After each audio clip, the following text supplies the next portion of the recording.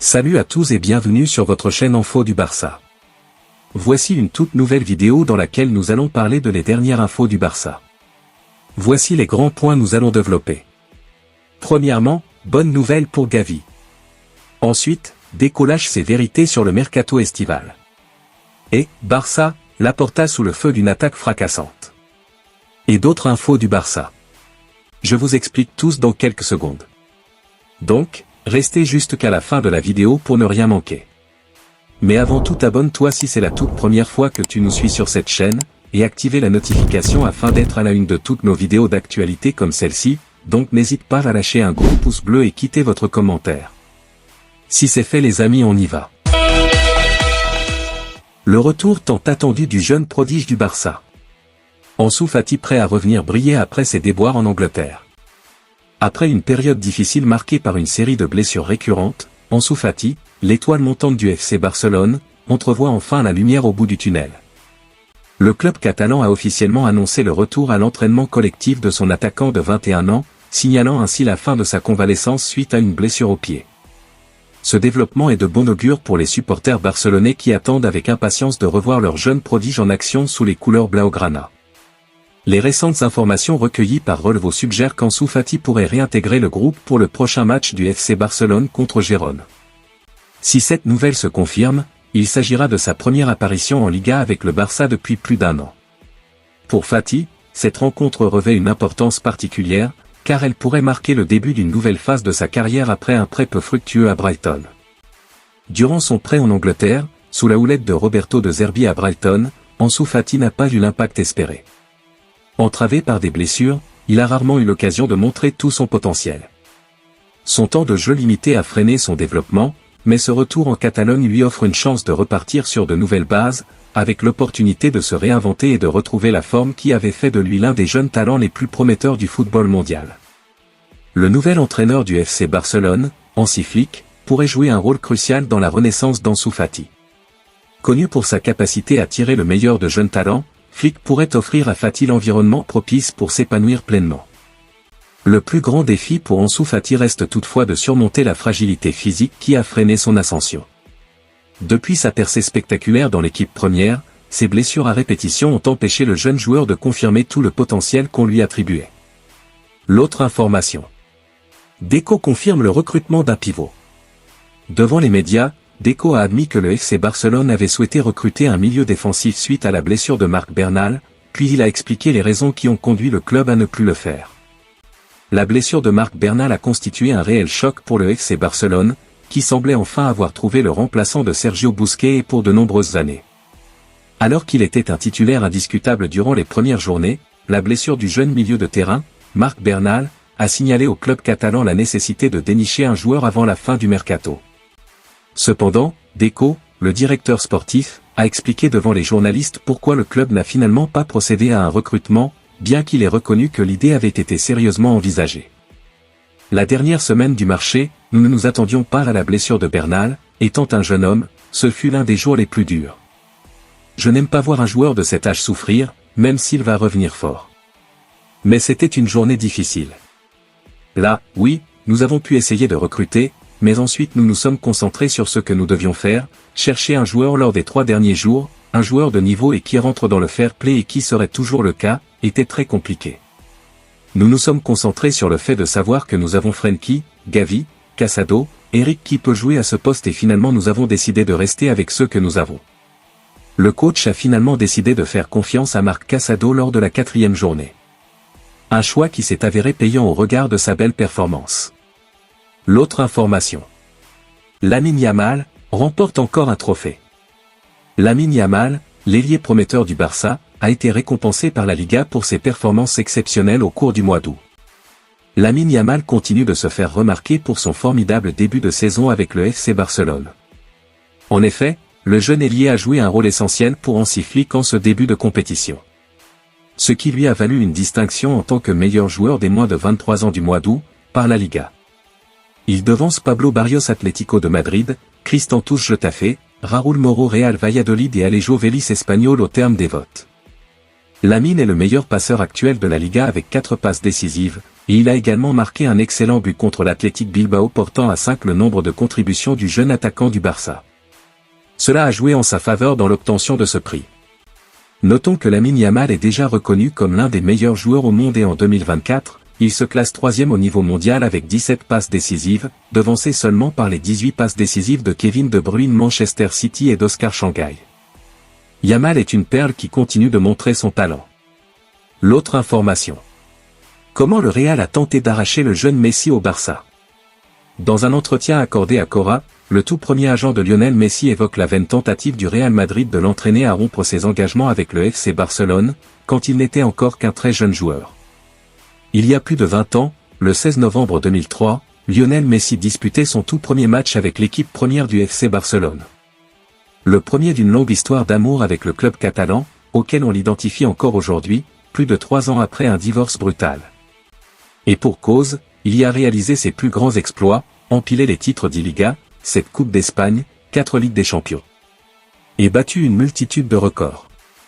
De son premier triplé inscrit face au Real en 2007, dans la fièvre du Camp Nou, un soir de Classico qui aurait échappé au Barça sans son intervention divine, à ses dernières heures de gloire sous le maillot catalan, Lionel Messi a souvent écœuré le Real Madrid.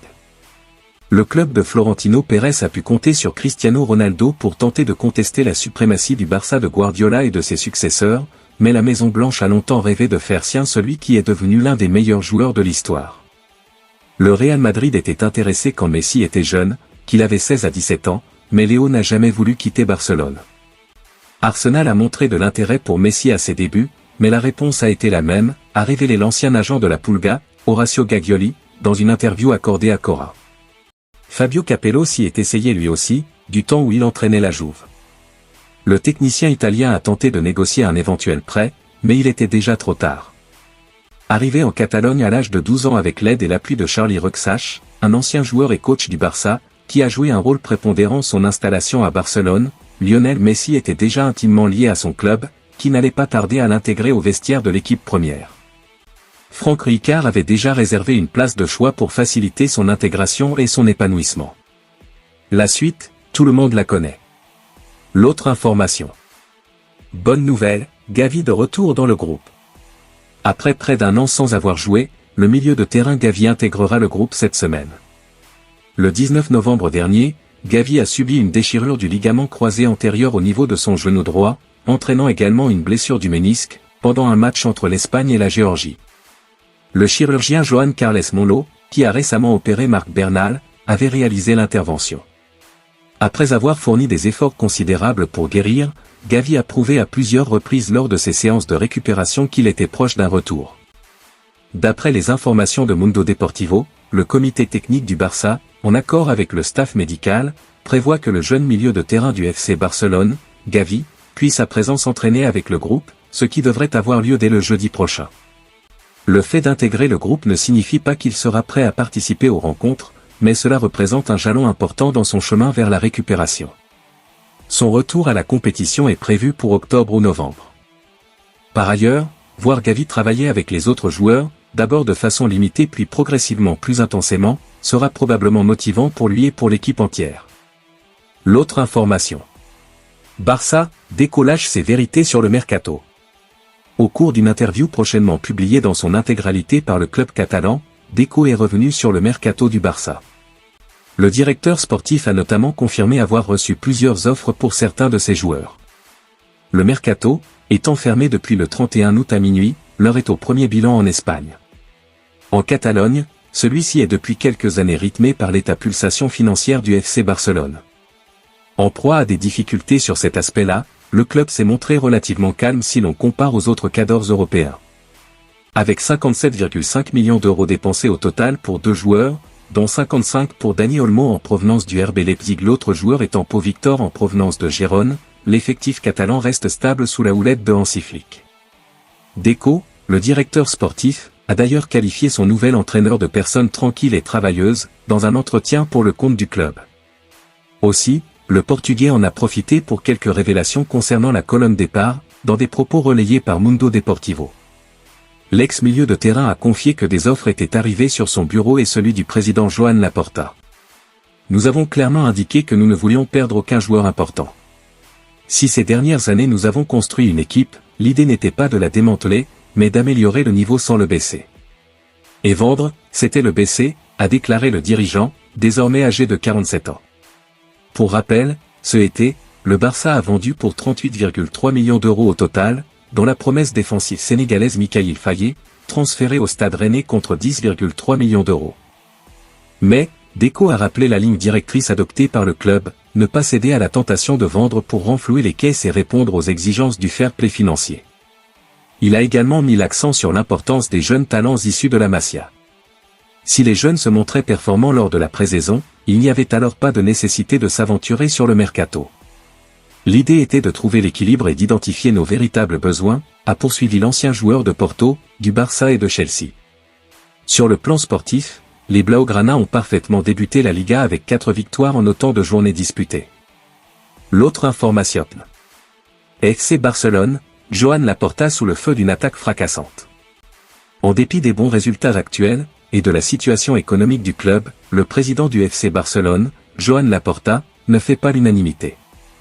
On ne sait si Victor Font, ancien candidat malheureux à la présidence du FC Barcelone, a l'intention de se présenter au prochain suffrage, attendu en 2026. Seule certitude, il ne goûte que très modérément aux travaux et aux décisions prises par l'actuel patron du club, Joan Laporta. Ainsi, dans des propos d'une virulence rare, Font a dressé la liste des problèmes du club catalan. Et comme vous allez le lire, il y en a beaucoup. Cela fait 2 ans qu'on est incapable de générer des bénéfices. On nous dit que cette saison, on va être dans le vert, mais c'est faux. Il faut faire entrer de l'argent pour régler la dette de 1,2 milliard d'euros. On est à peu près aux 3/4 du mandat et chaque jour qui passe est pire que le précédent. Il y a moins de plans de travail, moins de gens compétents. Pour avoir un projet, c'est nécessaire d'avoir des gens compétents. Viennent ensuite les cas de certains joueurs, qui ont agité le mercato du Barça. L'affaire Gundogan résume tout ce que j'ai dit. C'est la recrue star de l'été dernier. Au début de l'été, on nous dit que tout le monde est heureux de sa présence. Ensuite, on nous dit que c'est pour des raisons sportives, mais on lui paye 3 mois de salaire. Il faut arrêter de gérer ce club de façon familiale. Avec Nico Williams, j'ai vu qu'on se moquait de nous, qu'on nous trompait. Quand j'ai dit qu'on ne pouvait pas le recruter, on s'est moqué de moi. Les gens croient les mensonges du club. On ne peut pas les croire. Dani Olmo ? Face à l'incapacité de gérer le club et de ne pas pouvoir faire entrer de l'argent, ça a tout bloqué, et personne n'a rien expliqué. Cela fait 2 ans qu'on enregistre les joueurs au dernier moment, on s'est habitué à ça. Merci de l'avoir suivi, n'oubliez pas de s'abonner et d'activer la notification pour ne pas rater aucune de nos prochaines vidéos et quittez votre like pour plus d'encouragement, merci à bientôt.